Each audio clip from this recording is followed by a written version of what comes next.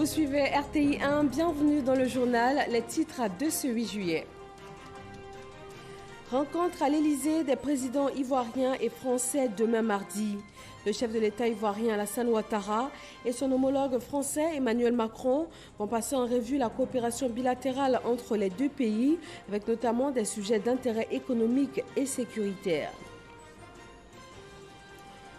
Abidjan, la capitale économique de la Côte d'Ivoire, a vu ce lundi l'ouverture des travaux de la 45e session de l'Assemblée parlementaire francophone. Cette session réunit les parlementaires membres des différentes sections de l'APF. Elle a débuté par des travaux en plénière.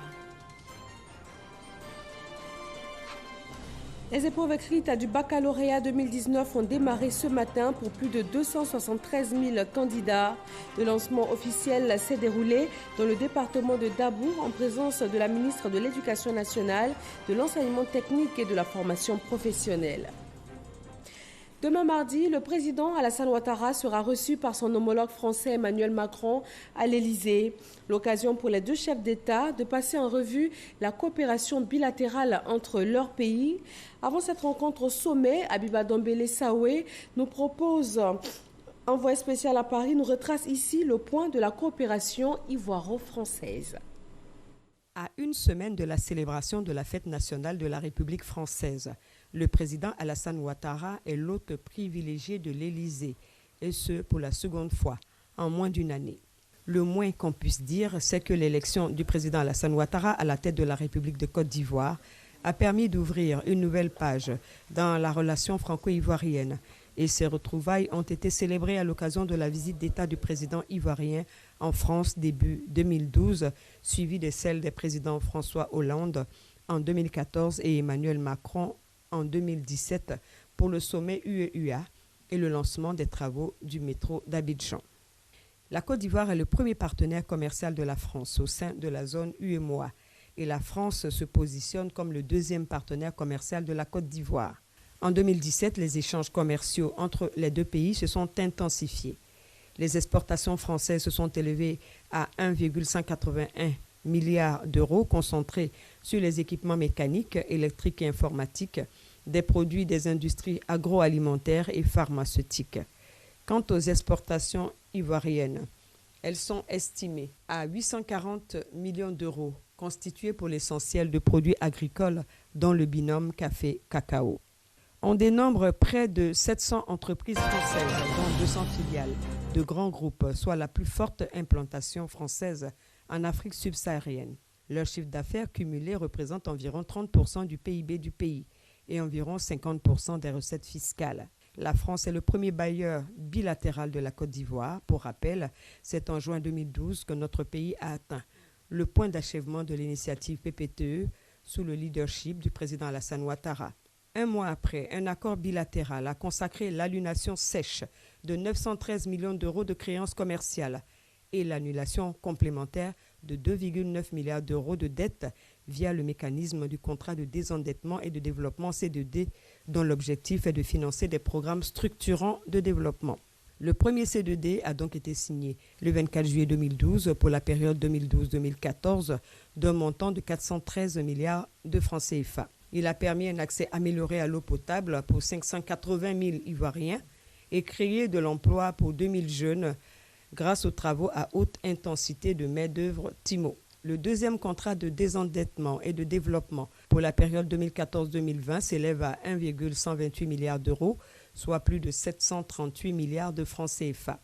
Cette deuxième visite du président Alassane Ouattara à son homologue Emmanuel Macron en l'espace de 6 mois présage d'une rencontre très fructueuse eu égard aux excellentes relations d'amitié et de coopération entre les deux pays unis par l'histoire. Sur le sol ivoirien, on s'intéresse à l'ouverture ce matin de la 45e session de l'Assemblée parlementaire de la francophonie. Le vice-président Daniel Cablon-Duncan a représenté le chef de l'État à la cérémonie solennelle d'ouverture. Fijanaïma.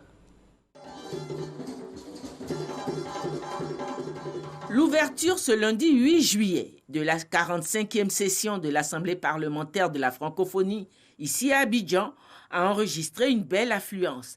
Des délégations des 88 sections de l'APF venues des 5 continents, les responsables des organes dirigeants de cette assemblée et par-dessus tout, la secrétaire générale de l'OIF, Louise Mushikiwabo, ont tous fait le déplacement d'Abidjan. Le vice-président Daniel Kablan-Duncan représentait le président de la République Alassane Ouattara en déplacement à l'extérieur. Parlement et renforcement de la démocratie, c'est le thème de cette grande concertation qui réunit sur les bords de la lagune Ébrié les parlementaires de la francophonie. Souhaitant l'aquaba à ses confrères parlementaires, le président de l'Assemblée nationale de Côte d'Ivoire, Amadou Soumaoro, n'a pas manqué de relever que le choix porté sur la Côte d'Ivoire pour abriter cette rencontre a un sens. Je tiens à vous exprimer la reconnaissance du peuple ivoirien pour le choix porté sur notre pays d'accueillir cet important événement.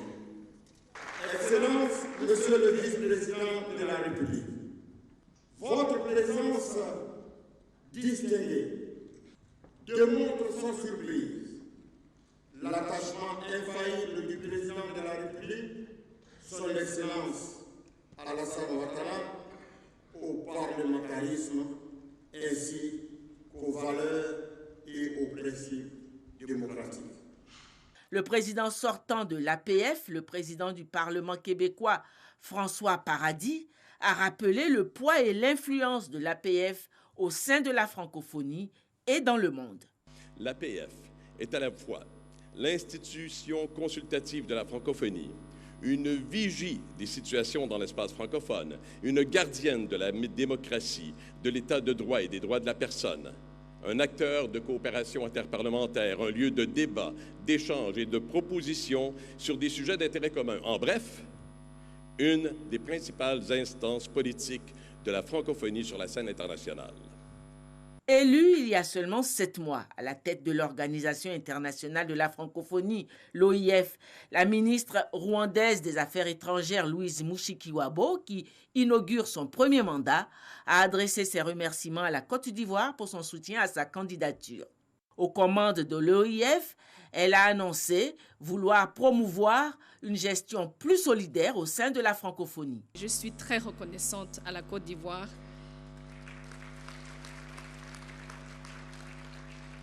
qui est aussi mon pays. Je crois beaucoup au sens de l'écoute, de l'échange. C'est ça la francophonie. Je ne crois pas aux injonctions. Car je suis persuadée que la francophonie doit éviter de tenir sur la place publique des débats qui provoquent des clivages, surtout entre le Nord et le Sud. Mon souhait, c'est que la francophonie, cette organisation basée sur la solidarité, soit une organisation où il n'y a ni Nord ni Sud, mais des francophones. Évitons de prendre position sur des débats traités dans d'autres enceintes. La francophonie ne doit pas être une mini-Nations Unies. Invité à ouvrir au nom du président de la République les assises de cette 45e session de l'APF, le vice-président de la République a souligné l'attachement du chef de l'État ivoirien, le président Alassane Ouattara, à préserver en Côte d'Ivoire le climat de paix et la gouvernance démocratique. Notre pays s'est doté d'une nouvelle constitution en novembre 2016 pour renforcer les bases de notre démocratie en vue de construire une paix et une stabilité durable et préserver les acquis de notre marche vers l'émergence. Cette constitution a été adoptée par référendum à la très grande majorité de 93,42%. Ces réformes institutionnelles majeures n'ont été possibles que dans la mesure où elles ont été adoptées pour leur mise en œuvre par l'Assemblée nationale de Côte d'Ivoire. C'est le lieu de réitérer le ferme engagement du président de la République, son Excellence M. Alassane Ouattara, de faire en sorte que l'élection présidentielle de 2020 se déroule dans la transparence et dans la paix. Merci. Après les allocutions, a eu lieu une cérémonie de décoration dans l'ordre de la Pléiade, l'ordre du mérite de l'OIF. Le président sortant de l'APF, François Paradis, président de l'Assemblée nationale du Québec, s'est vu décerner l'insigne de Grande Croix, la plus haute distinction de l'ordre de la Pléiade. Sa distinction lui a été remise par le président de l'Assemblée nationale du Sénégal et doyen de l'APF, Moustapha Niasse. L'ouverture solennelle de la 45e session a été suivie par la plénière de l'APF durant tout l'après-midi de ce lundi et toute la journée du mardi. C'est au cours de la plénière du mardi que l'élection du président de l'Assemblée nationale de Côte d'Ivoire comme président de l'APF pour un mandat de 2 ans sera entérinée. En marge de cette 45e session de l'Assemblée parlementaire francophone d'Abidjan, les participants se réjouissent du bon déroulement des travaux. Quelques réactions avec Aboulaye Koné et Alexis Ouedraogo. Merci au peuple ivoirien et nous sommes heureux de féliciter notre collègue, Monsieur le Président Amadou Soumaoro, qui a été élu à l'unanimité, comme c'est le tour de la Côte d'Ivoire, président de l'Assemblée parlementaire de la francophonie pour un mandat de 2 années. Et nous sommes optimistes parce que nous savons et nous connaissons la valeur des cadres ivoiriens, du secteur privé comme du secteur public, et le président Alassane Ouattara en est un bel exemple. Nous avons été très réconfortés à cette ouverture, surtout le discours du vice-président de la République de la Côte d'Ivoire, qui nous a beaucoup donné d'assurance par rapport à l'unité, à la solidarité et à la paix aussi. D'abord, nous sommes honorés de nous retrouver ici à Abidjan pour cette 45e session de l'APF. Et naturellement, nous savons que le peuple ivoirien est très chaleureux. Nous vous en sommes tous très reconnaissants. Qui peut parler de la démocratie plus forte et de racine, de terrain, assez bien comme les parlementaires. Donc aujourd'hui, de Côte d'Ivoire, c'est un message pour tout le monde qu'on doit respecter la démocratie et chaque citoyen. La démocratie est importante pour les parlementaires. C'est vraiment la base même du renforcement qu'on doit faire pour nos institutions. Les discours est à la hauteur. On voit le mandat que ces gens-là ont de s'assurer qu'on renforce la démocratie. Beaucoup d'avancées. Les commissions se sont réunies hier. On a eu à débattre de beaucoup de sujets en fonction des questions de l'heure. Et je peux vous affirmer que tout s'est très bien déroulé. Et on a bon espoir que la session se déroulera dans de meilleures conditions. Nous échangeons nos défis, nous partageons des bonnes expériences, mais également nous nous projetons sur l'avenir pour ce que nous pouvons faire au sein de nos parlements respectifs qui jouent le rôle législatif, le rôle de contrôle du gouvernement pour que tout se passe pour le bien des populations qui nous ont élus. Nous avons commencé d'abord par les Jeux de la francophonie. Aujourd'hui, c'est l'Assemblée des parlementaires de la francophonie. Et vraiment, je pense que nous devons être fiers de notre pays. Tout cet ensemble-là doit avoir pour point de convergence, de développement, l'action, de sorte à ne pas laisser d'autres personnes à la traînée. C'est pour dire que nous devons ensemble agir pour que tout le monde puisse être embarqué, afin donc de pouvoir travailler pour le développement de nos différents pays. La francophonie peut être un tremplin pour que la paix et la sécurité viennent en Afrique. Pas seulement dans les pays francophones cette fois-ci, parce qu'on a des problèmes de sécurité partout, que ce soit des pays francophones ou des pays anglophones. On a parlé de développement, mais moi je dirais que sans sécurité, il n'y a pas de développement. Pour les valeurs de la francophonie, les plus importantes institutions, ce sont l'Organisation internationale de la francophonie, bien sûr, l'APF qu'on a ici, et je peux dire l'Agence universitaire de la francophonie, dont je suis le président de l'AEF. Tous les trois ensemble, on peut faire des choses extrêmement importantes qu'on a besoin pour la francophonie. C'est un moment très fort pour la francophonie, à travers le métissage des langues, comme ça a été dit. Et puis surtout un message de paix, d'amitié dans la concorde, mais dans la recherche d'une démocratie renouvelée, renforcée, parce qu'on sait que la démocratie, eh bien, non seulement il faut s'en servir, mais il faut aussi la faire évoluer. pour répondre aux mutations du monde et aux attentes de la population. Éducation nationale, examen à grand tirage, démarrage ce matin des épreuves écrites du baccalauréat 2019. Épreuves de français et d'histoire géo en ce premier jour pour plus de 273 000 candidats. Le lancement officiel à Dabou avec Grace Kando. Quelqu'un a un téléphone portable sur lui ou sur elle, que la personne ne peut mettre ça. Parce que si on vous prend avec un téléphone portable, c'est l'exclusion. Ce sont là quelques conseils d'usage prodigués par la ministre Kandia Camara aux candidats au baccalauréat avant le démarrage des épreuves écrites, ici au lycée moderne Les Boutous de Dabou. Pour cette session 2019, ils sont 273 342 candidats répartis dans 442 centres. Le sujet est abordable, donc je pense que je peux m'en sortir. Le sujet n'est pas trop compliqué. Un élève moyen peut traiter ce sujet. Pour les partenaires sociaux et responsables du centre, tout se déroule bien. Nous accompagnons Madame le ministre pour le lancement du baccalauréat et constater que cet examen-là se déroule correctement.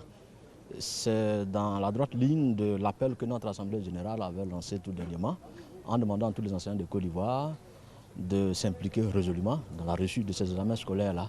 Les candidats sont en place. Ce premier jour, tout le monde a répondu présent.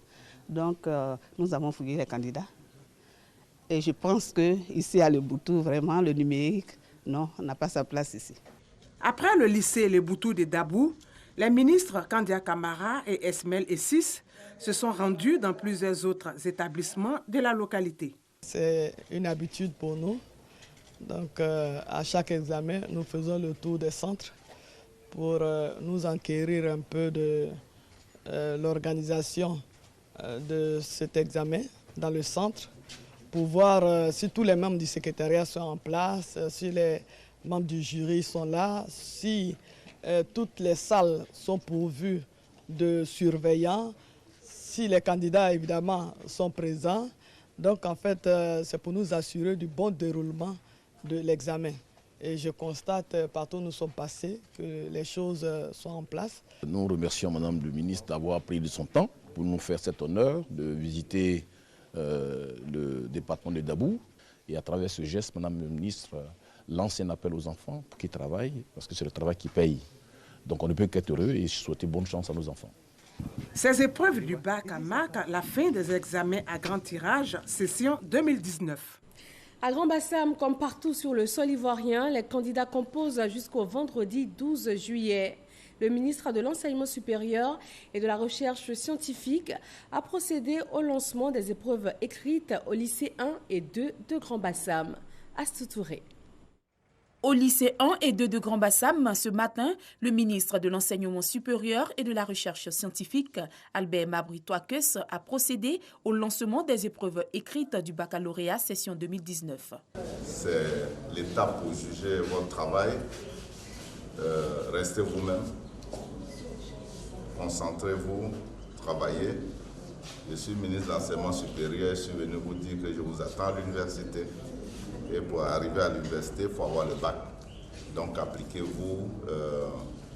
Nous vous souhaitons bonne chance.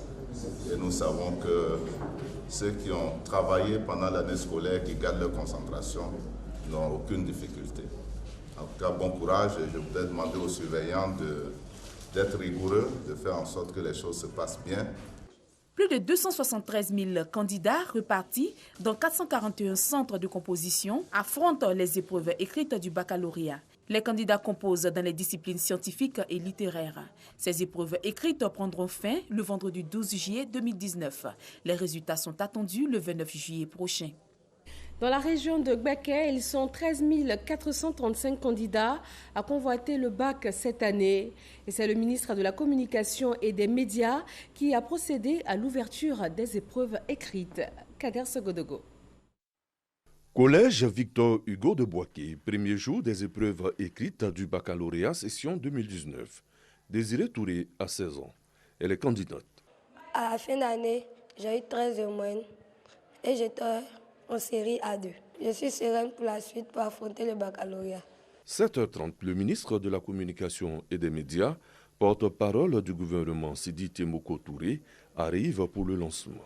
Il a un mot pour les candidats. Le baccalauréat est l'aboutissement d'une année de travail, mais c'est surtout l'aboutissement de tout votre cursus scolaire depuis le CP. Et donc, je vous souhaite beaucoup de courage, beaucoup de chance dans cette réalisation et que Dieu vous accompagne. Autre établissement, le lycée moderne de Nembo. Ici, le ministre s'adresse aux enseignants en charge de la bonne tenue de l'examen. Madame le ministre de l'Éducation nationale fonde beaucoup d'espoir, certes, dans ces élèves qui vont conclure leur parcours scolaire pour cette année, mais surtout en ceux qui vont encadrer le dispositif. Donc nous escomptons que effectivement ces épreuves se déroulent de la meilleure des façons, dans la sérénité pour les élèves, mais surtout dans la sécurité pour vous aussi. Dans la région de Gbeke, ils sont au total 13 435 candidats issus de l'enseignement général et technique à frapper aux portes des universités et des grandes écoles. Pour les résultats, il faudra patienter 2 semaines à compter de la fin des épreuves écrites. Dans la commune de Trècheville, zone sud d'Abidjan, la capitale économique ivoirienne, le ministre de la Ville, François Amicha, a sillonné quelques centres d'examen. Il a encouragé les candidats au baccalauréat. Mamadou Kwasi. Lycée moderne de Trècheville, ce lundi 8 juillet 2019. 480 candidats affrontent les épreuves écrites du baccalauréat 2019 dans ce centre d'examen. Un examen mettant fin à 9 mois d'études. Ce sont des candidats dévoués qui ont reçu la visite du ministre François Albert Amicha, ministre de la Ville et par ailleurs maire de la commune de Trècheville. Il est venu encourager les différents candidats de la commune de Trècheville et aussi lancer officiellement le bac dans cette commune du district d'Abidjan. C'est vrai que cette année n'a pas été toujours facile, il y a eu des arrêts, il y a eu des grèves, mais nous avons pu sauver l'année et cela était important. Nous l'avons sauvé pour vous d'abord, parce que perdre une année n'est pas une bonne chose pour les élèves, ni pour les parents, ni pour le système éducatif. Aujourd'hui, l'occasion vous est donnée, pendant toute cette semaine, de reproduire ce que vous avez appris pendant ces 9 mois et de vous faire plaisir. Bonne chance à vous, bonne chance à tous et que Dieu vous aide. En retour, les candidats ont rassuré le ministre François Albert Amicha d'un bon taux de réussite au soir de la date de la proclamation des résultats. Au total, ils sont environ 273 000 candidats qui affrontent le bac au niveau national. Ces candidats ont donc jusqu'à vendredi pour terminer la composition pour ce baccalauréat 2019. À l'École nationale d'administration ENA, c'est la semaine de l'ENARC, une semaine consacrée aux activités culturelles et sportives et aussi au baptême de la 53e promotion. Le ministre de la Défense, parrain de la cérémonie de ce jour, a entretenu les élèves sur leur contribution à l'émergence de la Côte d'Ivoire. Salimatou Dia. 7h30 à l'École nationale d'administration. Le ministre d'État, ministre de la Défense et la 53e promotion honorent le drapeau national.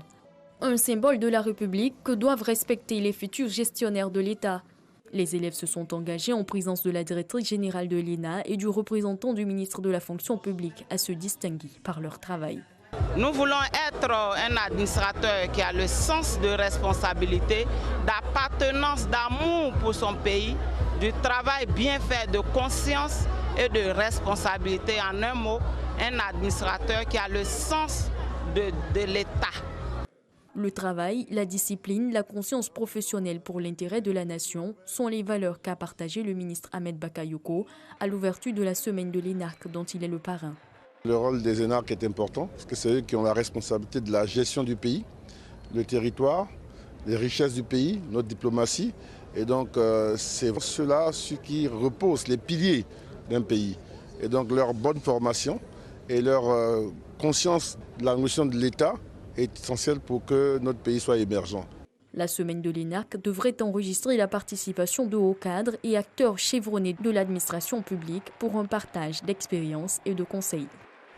La pension de retraite dans la fonction publique, comment se calcule-t-elle ? Quelles sont les procédures et les démarches pour le retraité? Le ministère de la fonction publique a donné des réponses détaillées à ces questions essentielles pour le fonctionnaire. Lors des petits déjeuners de la presse, une lucarne pour faire connaître au grand public les activités de ce ministère. Grâce Kando. Quelles sont les procédures et démarches pour un bon départ à la retraite? il est souhaitable que les premières démarches puissent débuter 6 mois au moins avant le départ à la retraite. Dans le cadre du système intégré de gestion des fonctionnaires et agents de l'État, il y a des rappels qui sont envoyés aux fonctionnaires 1 an avant le départ à la retraite pour que ceux-ci puissent se préparer à constituer les dossiers à déposer auprès de leurs différentes administrations qui auront la charge de les transférer à la CRE qui va prendre en compte la liquidation et la mise en paiement.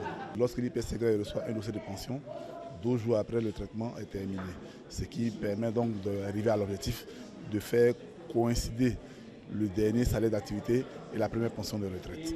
La démarche aboutissant à la perception de la pension a été expliquée au cours d'un déjeuner de presse initié par le ministère de la fonction publique. Une plateforme d'information, de communication et de sensibilisation sur les innovations. L'administration se doit d'être plus efficace dans son action quotidienne au service des usagers, devenus plus exigeants et soucieux d'accéder presque sans délai aux actes administratifs, tant individuels que collectifs. Cette rencontre marque le lancement des petits déjeuners de presse, un rendez-vous mensuel du ministère de la fonction publique qui consiste à échanger sur des thèmes visant le bien-être des fonctionnaires et agents de l'État. Dans le domaine de la téléphonie mobile, la qualité du réseau fourni par les opérateurs a fait l'objet d'un audit de l'ARTCI, l'autorité de régulation des télécommunications de Côte d'Ivoire. Les résultats ont été présentés. Chad Koné et Jean-Jacques Kwame. Plus de 34 millions d'abonnés aux sociétés mobiles en Côte d'Ivoire à ce jour. C'est ce qui ressort de l'audit réalisé dans le secteur sur la qualité des services. L'audit effectué sur la période du 18 novembre au 24 décembre 2018 a porté sur les services voix, SMS et les transmissions des données data. Objectif, fournir un réseau de qualité aux consommateurs. Le réseau de 2018 n'a pas été de la qualité qu'on souhaitait. Donc nous allons faire un traitement de ces résultats et c'est en fonction des manquements relevés qu'on détermine les sanctions. Mais ce qui est sûr, il y aura encore des sanctions pour 2018. Nous demandons à l'ARTCI de doubler de plus de vigilance et de plus de rigueur pour que le consommateur soit à l'abri de toutes ces mauvaises prestations. Parce que c'est le consommateur qui paye et ce consommateur-là a droit vraiment à un service vraiment de meilleure qualité. Le marché ivoirien de la téléphonie mobile compte 3 opérateurs avec un chiffre d'affaires de plus de 820 milliards de francs CFA et des investissements évalués à environ 155 milliards de francs CFA. Depuis ce 1er juillet 2019, les populations de Côte d'Ivoire sont sensibilisées aux valeurs de civisme et de citoyenneté. L'initiative est du secrétariat d'État chargé du service civique qui mène donc une campagne de sensibilisation. Stéphane Loboué et François Diou. La culture de la paix, le respect des autorités de la République, l'interdiction du téléphone au volant. Quelques messages adressés aux populations dans le cadre de la sensibilisation au civisme et à la citoyenneté. Dans les communes de Cocody et du Plateau, des mannequins bloqueurs mènent la sensibilisation. Leur outil, des pancartes. Les Ivoiriens sont un peu, je ne sais pas si je dois dire, énervés contre certains faits, donc ce qui fait qu'il y a tellement de violence, il y a tellement d'agressivité. Et faire cette sensibilisation aiderait chacun à savoir qu'il faut cultiver l'amour. Très souvent, nous pensons que c'est l'État qui doit tout faire, alors que la population, les citoyens, chaque citoyen a sa part de responsabilité dans tout ce qui nous concerne. Nous avons la pleine conviction qu'avec de telles initiatives innovantes, novatrices et inédites du secrétariat d'État chargé du service civique, nous parviendrons inéluctablement à reformater l'esprit civique de nos concitoyens en vue de parvenir à l'émergence d'un Ivoirien nouveau tel que prôné par le président de la République, son Excellence Alassane Ouattara. La campagne de sensibilisation au civisme et à la citoyenneté menée par le secrétariat d'État chargé du service civique se tient dans les autres communes du district d'Abidjan. Elle vise durant 7 jours à promouvoir la cohésion sociale, la paix et le développement durable en Côte d'Ivoire. Dans le département de Ouangolodougou, les timbres d'État pour la confection des extraits à la déclaration des naissances sont désormais gratuits. Le député de cette localité du nord de la Côte d'Ivoire encourage ainsi les familles à déclarer les naissances. Kader Sogodogo. Ouangolodougou, frontière nord de la Côte d'Ivoire. Au titre de l'année scolaire 2018 à 2019, ce sont au total 2000 enfants du cours préparatoire première année au cours moyen première année qui sont sans extrait de naissance. Un détour à la sous-préfecture pour comprendre les raisons de ce taux important. Difficulté, pourquoi? Parce qu'elles sont obligées de parcourir 84 km en aller-retour jusqu'à Ferké pour s'en procurer. Pourquoi? Parce que la trésorerie de Ouangolo-Dougou, en attendant la construction du bâtiment à Ouangolo-Dougou pour appuyer ses services, est logée à Ferké. Et donc ces populations vraiment éprouvent vraiment des difficultés. Désormais, les timbres d'État seront disponibles à Ouangolo-Dougou et mieux, ces timbres sont offerts gratuitement par le député de la circonscription Ouangolo-Dougou, Kawara. Encourager la déclaration des naissances et s'inscrire dans le programme social du gouvernement semble guider le député Traoré Drissa. Cette action rentre dans le cadre de la volonté du chef de l'État à faire de l'année une année sociale. En tant que député de Ouangolo-Dougou, j'ai décidé d'offrir des timbres aux parents de toutes les nouvelles naissances qu'il y aura pour qu'ils puissent aller établir des extraits de naissance à ces enfants parce que plus tard, c'est avec ce document-là que ces enfants-là feront leur premier pas vers l'école. À Ouangolo-Dougou, cette action de portée sociale est saluée. Après une nouvelle naissance, chaque famille aura droit à 2 timbres d'État pour la confection des extraits de naissance. Les timbres sont à retirer à la permanence du député Traoré Drissa Cisse à Ouangolo-Dougou. Le Congrès panafricain pour le renouveau soutient le projet de loi pour la réforme de la CEI. Le parti félicite le gouvernement ivoirien pour les mesures annoncées à cet effet le 3 juillet dernier. Michel Digré. Il y a eu beaucoup de progrès. On a eu gain de cause sur certaines questions. Le président du Congrès panafricain pour le renouveau, satisfait du projet de loi portant recomposition de la commission électorale indépendante. Pour Doumbia Major, le texte prend en compte certaines préoccupations de son parti. Toutefois, les points de divergence devront faire l'objet de débats, et ce, dans les règles de l'art.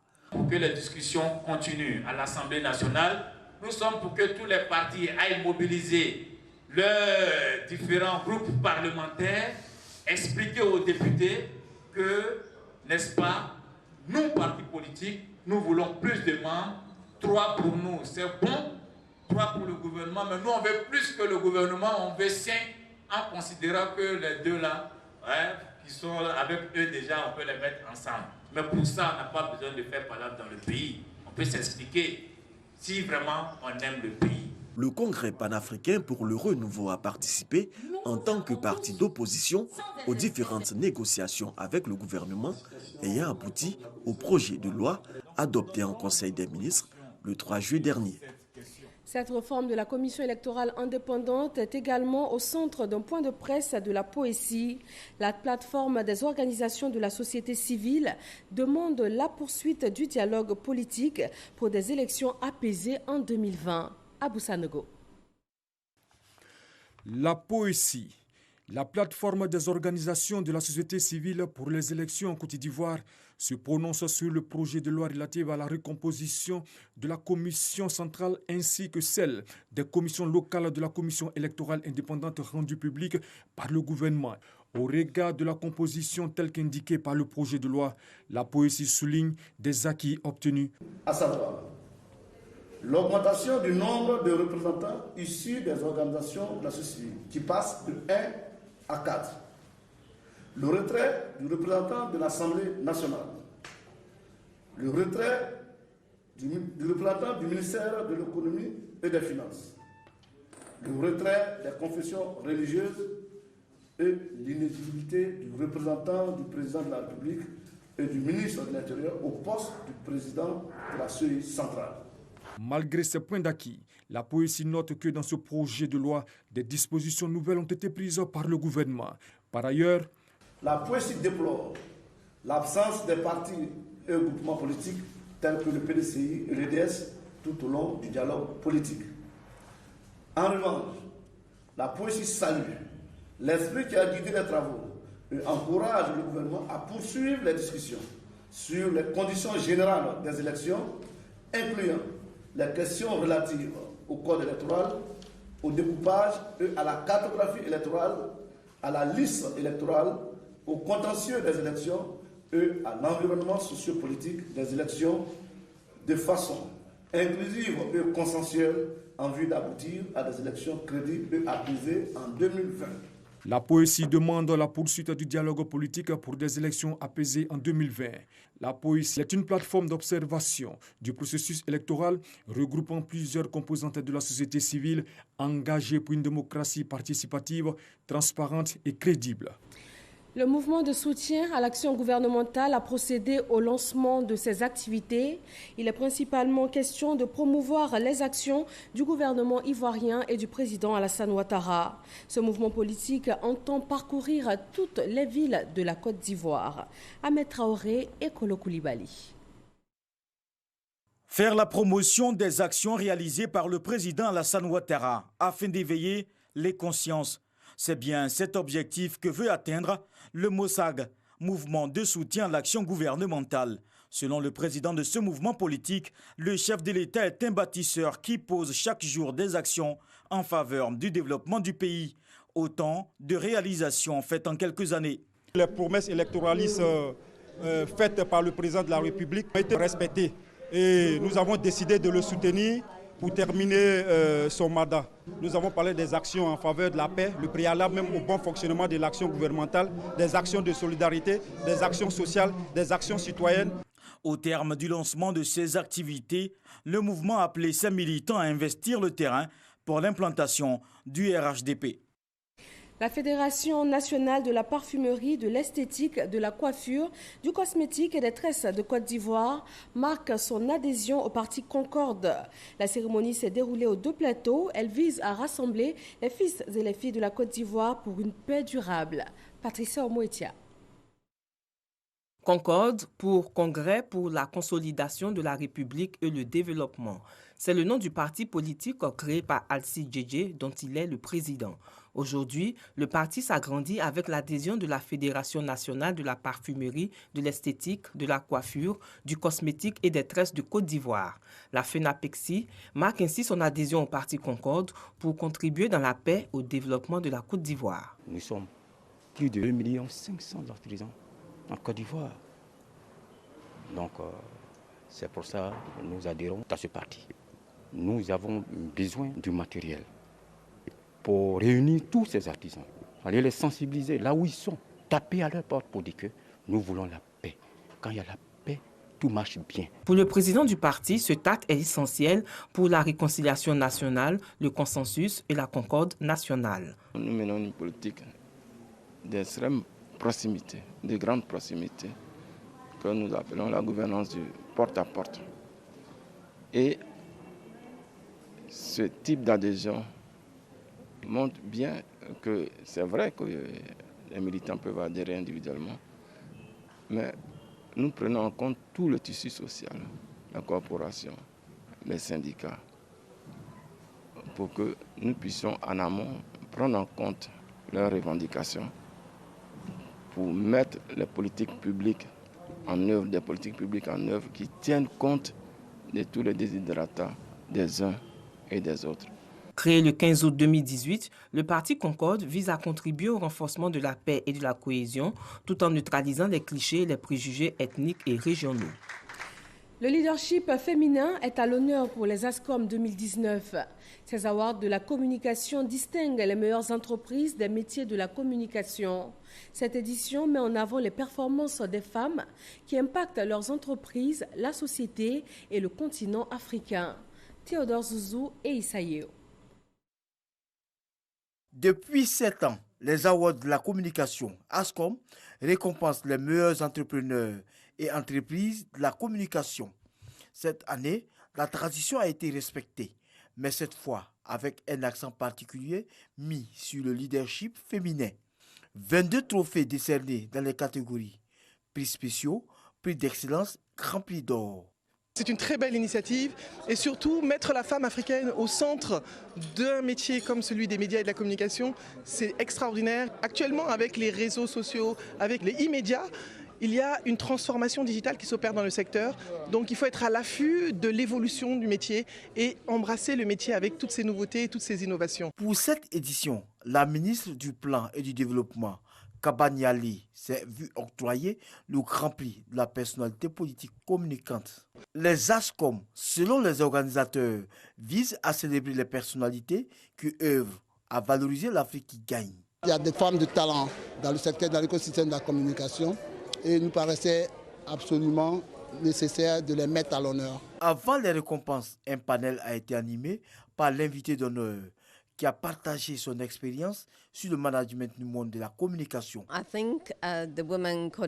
je pense véritablement que les femmes peuvent prendre le devant de la scène. Quand nous regardons à travers l'Afrique, notamment au Rwanda ou dans d'autres pays, nous voyons des femmes qui participent activement pour former des partenariats. Donc je conseille aux femmes en Côte d'Ivoire de chercher leurs sœurs dans le reste de l'Afrique et tisser ces partenariats-là pour pouvoir être au devant de la scène. Le ministre de la Communication et des Médias a salué cette initiative, valorisant les éminences grises du continent.